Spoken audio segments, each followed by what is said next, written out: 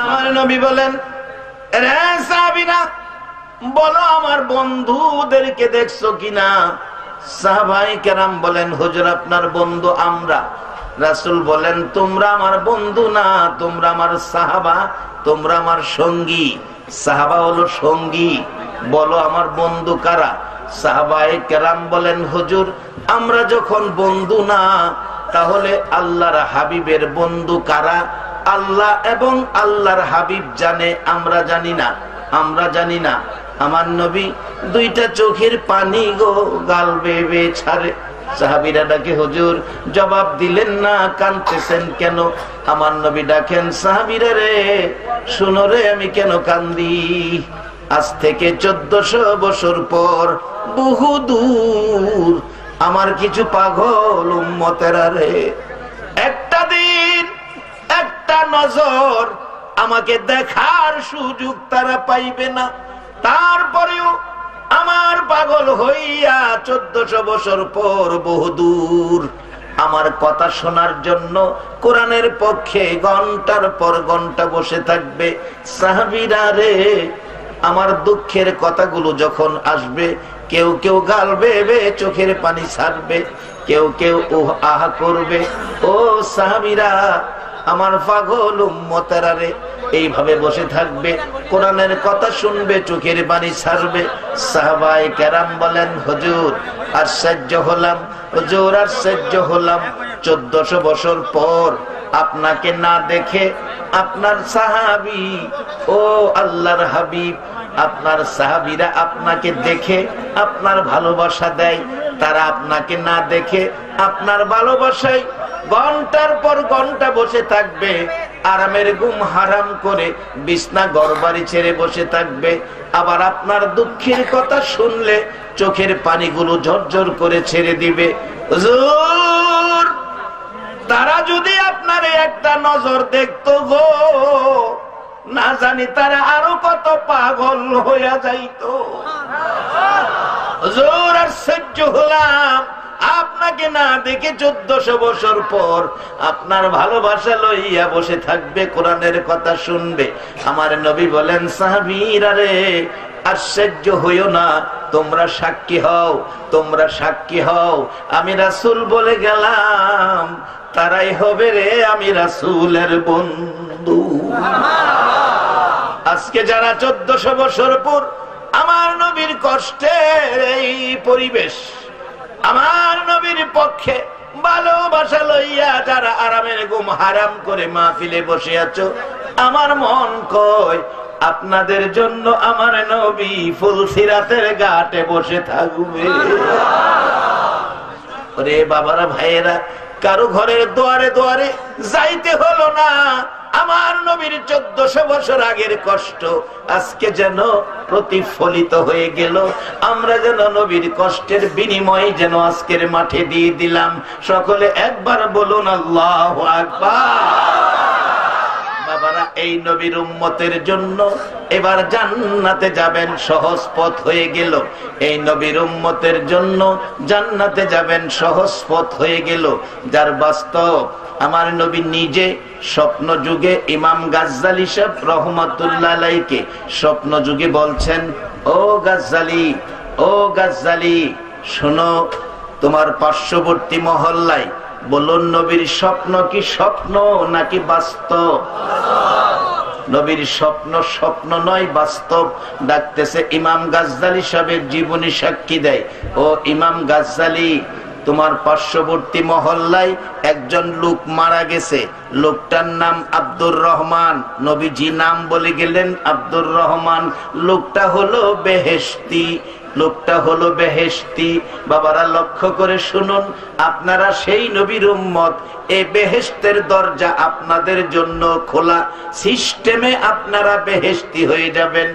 ডাকতেছে লোকটা বেহেশতি, আমি রাসূল বলে গেলাম, ও গাজ্জালি, তুমি নিজে সকালবেলা যাইয়া গোসল দিবে, কাফন পরাবে, জানাজা পড়বে, তুমি নিজের হাতে তাকে কবর নামাবে। সকালবেলা ইমাম গাজ্জালি সাহেব ওই মহল্লায় গেলেন। আপনাদের মহল্লায় কোন লোক মারা গেছে, লোকেরা বলেন, জি হুজুর, একজন লোক মারা গেছে। লোকটার নাম কি? আব্দুর রহমান। বাড়িটা কোনটা? সামনের বাড়ি। যায় দেখে কাফন দাফনের অপেক্ষায় লোকজন। বললেন, আমিও তার কাফন দাফনে শরীক হব।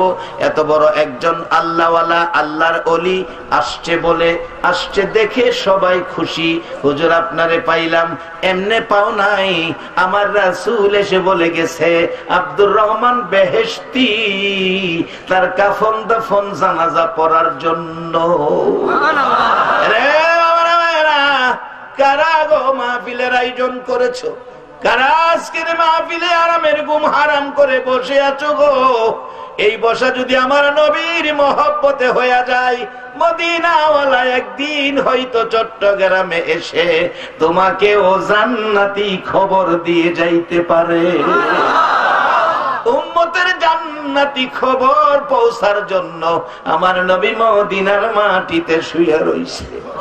24টা ঘন্টায় কাঁদতেছে আর ডাকতেছে, পৃথিবীর উম্মতের রে আয়, আমি তো ইচ্ছে করলে জান্নাতুল ফিরদাউসে যেতে পারতাম, শুধু তোদের মায়ায় রে আমি মদিনার মাটিতে পড়ে আছি। যদি পারো একটাবার আসো সোনার মদিনায়। আমার নবী ওয়াজ করেছেন, মানজারা কবরি ওয়াজাবাত লাহু শাফাতি, যে ব্যক্তি আমি নবীর রওজা মুবারক জিয়ারত করে যাবে, আমি নবী বলে দিলাম রে, তাকে সুপারিশ করে জান্নাতে নেওয়া নবীর উপর ওয়াজিব হয়ে যাবে। আমার নবী মদিনায় শুয়া শুয়া গো সারা পৃথিবীর উম্মতের জান্নাতের দিকে টানে।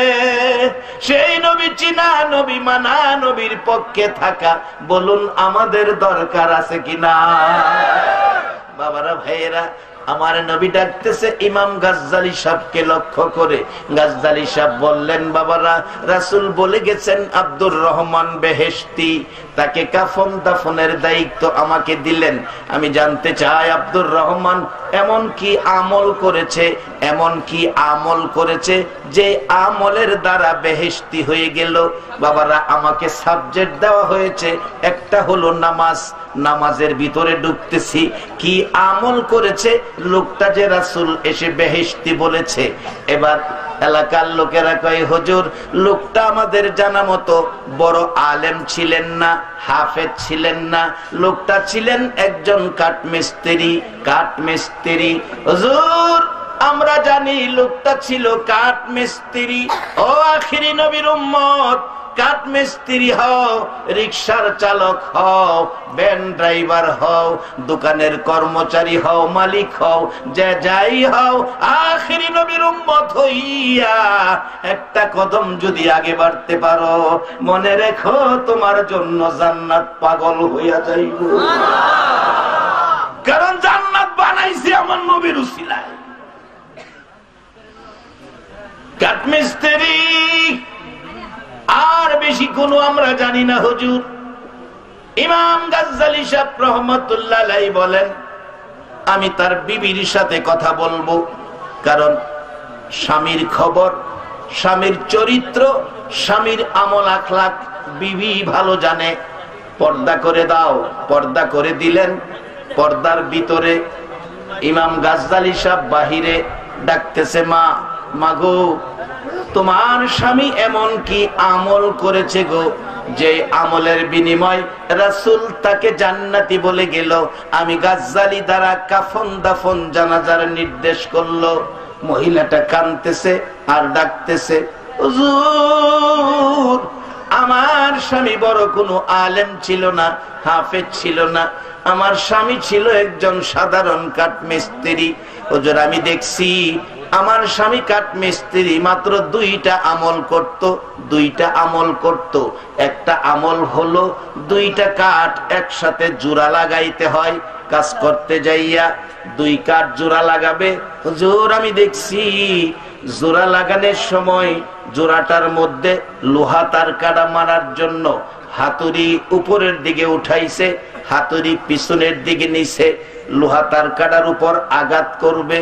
হুজুর, এমন সময় যদি মসজিদের মিনারায় আল্লাহু আকবার ধ্বনি উচ্চারণ হয়েছে, আল্লাহু আকবার আযানের ধ্বনি যখন তার কানে লাগছে, হুজুর, আমি দেখছি পিছনের হাতুড়ি আর কোনদিন সামনে আনে নাই। পিছনের হাতুড়ি পিছনে ছাইরা দিছে, দৌড়াইয়া মসজিদে চলে গেছে। একটা আমল দেখেছি, কাঠ জোড়া দিবে, লোহা তার কাটা মারবে, আজান শুনলে আর লোহা তার কাটার উপর আঘাত করে নাই। পিছনের হাতুড়ি পিছনে থাকলে পিছনে ছাইরা দিছে, হাতুড়ি যদি সামনে থাকতো লোহার উপর আঘাত না করে লোহার সাইডে হাতুড়ি ছাইরা দিত, দৌড়াইয়া মসজিদে যাইতো। এই একটা আমল দেখেছি। আর একটা আমল কি, হুজুর আপনার সামনে একটা কাঠের থাক দেখা যায়, এর মধ্যে একখান কোরআন শরীফ আছে। হুজুর আমার স্বামী কাঠ মিস্ত্রি, কোরআন পড়াও জানতো না, কিন্তু কোরআনের মহব্বত ছাড়তো না। হুজুর আমার স্বামী এশারের নামাজ পড়ে গো ঘরের ভিতরে আইসা খানা দানা খাইতো না, বিছানায় শুইতো না, টান দিয়া ওই কোরআন শরীফ খান নামাইতো, বালিশের উপরে কোরআন শরীফ খান রাইখা হুজুর একটা একটা পৃষ্ঠা করে উল্টাইতো, কোরআন পড়া জানতো না।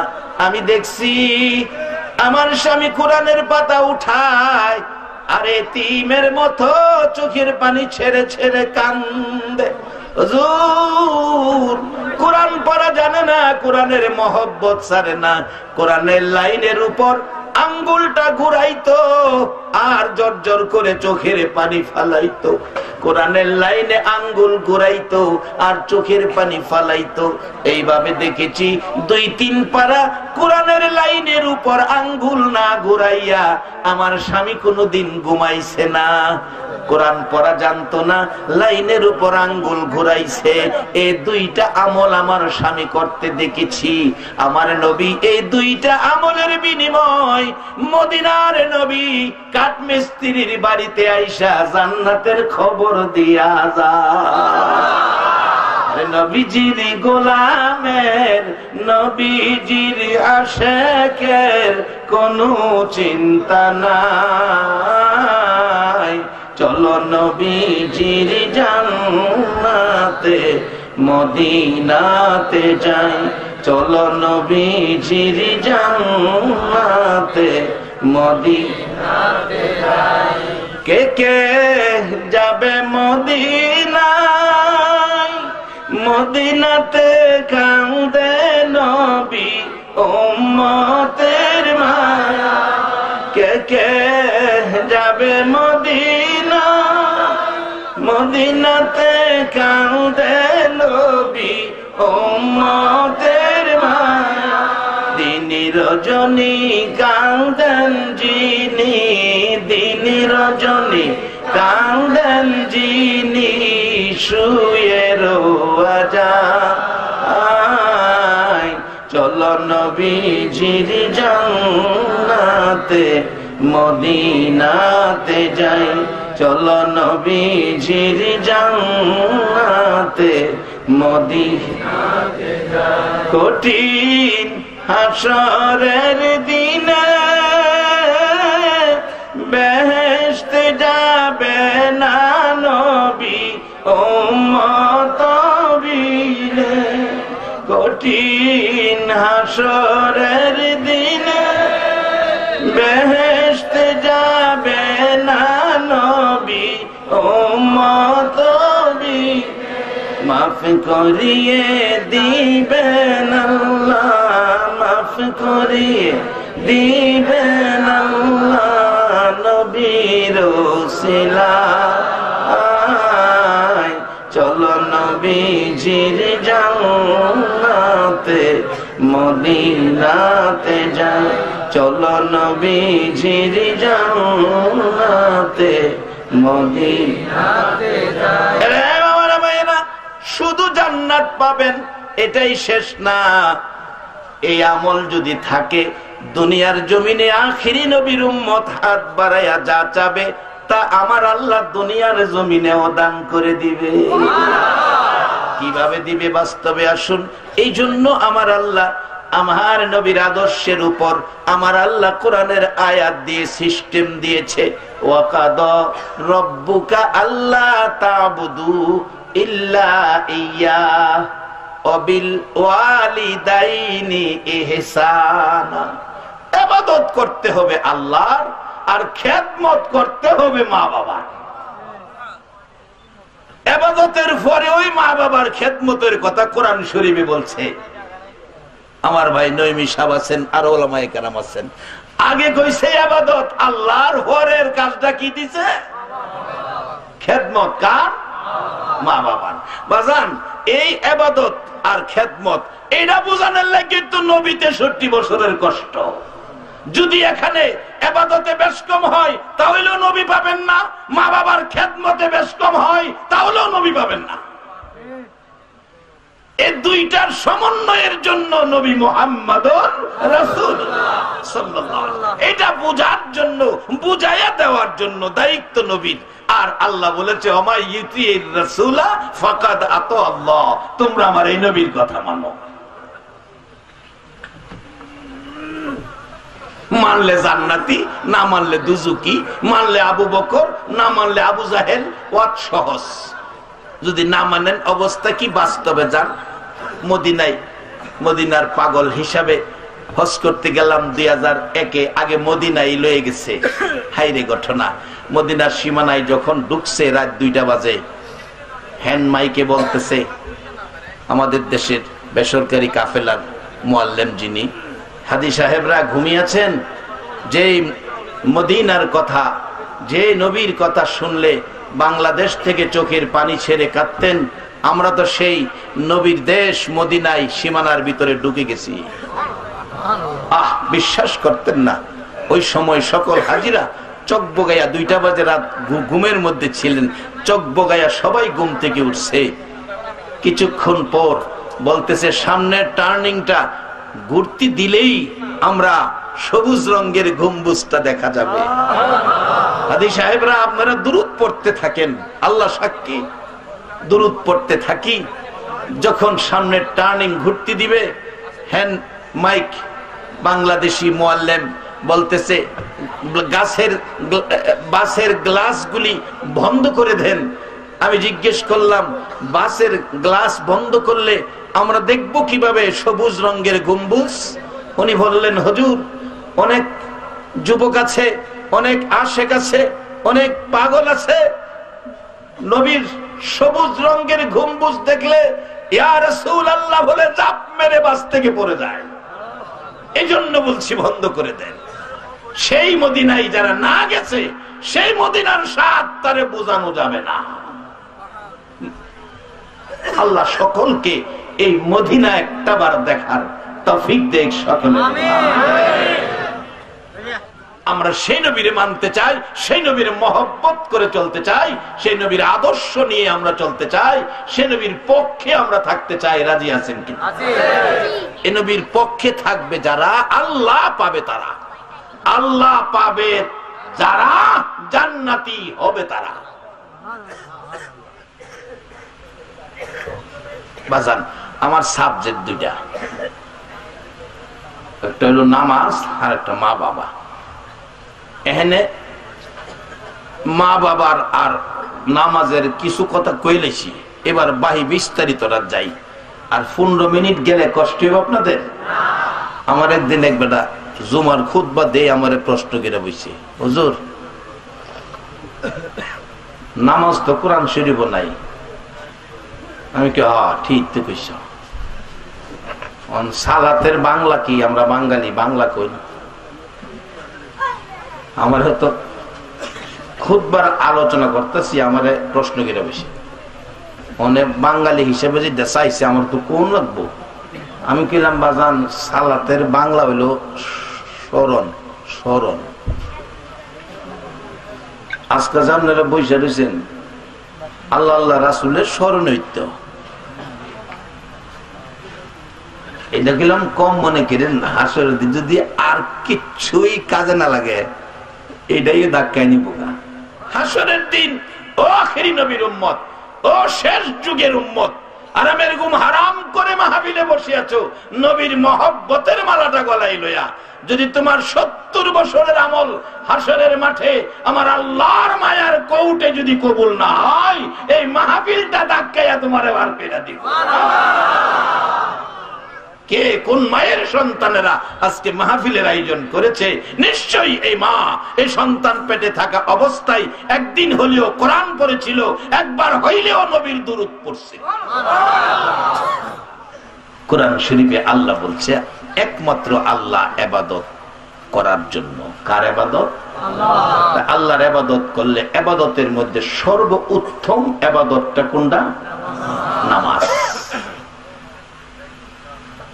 এরপর আল্লাহ কইছে অবিল ওয়ালিদাইনি ইহসানা, আগে আমার ইবাদত, পরে করো মা বাবার খেদমত।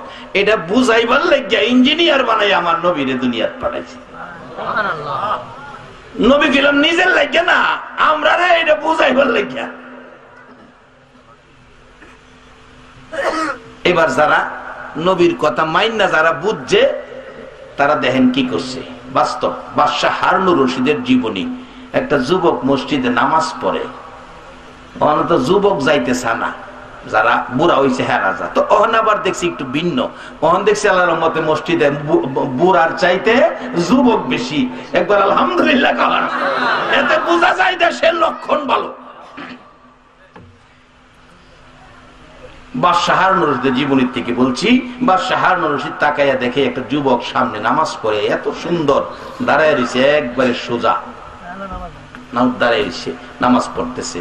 বাদশাহ হারুনুর রশিদ নিজের নামাজ শেষ কইরা বৈশা বৈশা এই যুবকের নামাজটা দেখে, দেখা এত সুন্দর লাগছে। রাসূল বলছে যার নামাজ যত সুন্দর হবে তার হাসর তত সহজ হবে। কোন কোন নামাজি চক্ষু খুইলা দেখবো বেহেশতের বারিন্দায়। আল্লাহ কইব জিগাইব আল্লাহ 50,000 বছর যে আদাত উপরে সূর্য, কোন কিতাব লেখে সুরমাদানির কাডি, সুরমাদানির কাডি পরিমাণ উপরে সূর্যটা থাকবো। এই 50,000 বছরের এই মাঠ দেখলাম না, 30,000 বছর ফুলচিরাতের ফুল দেখলাম না। আল্লাহ কইব নামাজ পড়ছো না, ফজরের 2 রাকাত সুন্নত, জি পড়ছি। 2 রাকাত সুন্নত পড়তে যেই সময় লাগছে, এই সময়ে নবীর সুন্নতের বরকতের সময়ে তোমার 80,000 বছরের বিপদ আমি ভার ফিরে দিচ্ছি। এবার বাকি তো রয়েছে আরো ফরজ। এই 2 রাকাত ফরজ আমার নবী এই সময় দুনিয়াতে আইছেন, যেই সময় ফজরের নামাজ পড়ি। আল্লাহ কয় নবী গো এই 2 রাকাতের পাওয়ার বাড়াইয়া দিলাম। এই 2 রাকাত ফরজ যে আদায় করছে, 1 রাকাতে রাতের গুনাহ আর 1 রাকাতে দিনের গুনাহ আমি আল্লাহ মাফ করে দিই। এই নামাজটা আমরা পড়ুন, দরকার আছে না বাজান? পড়েন। নবীর উম্মত হইলে এই কাজগুলি আমাদের দরকার, কারণ নবী এগুলি শিখাইয়া গেছে। হায়রে কত কষ্ট! আমার নবী অসুস্থতার কারণে 17 ওয়াক্ত নামাজ জামাতে যাইতে পারলো না, অসুস্থতার চাপ।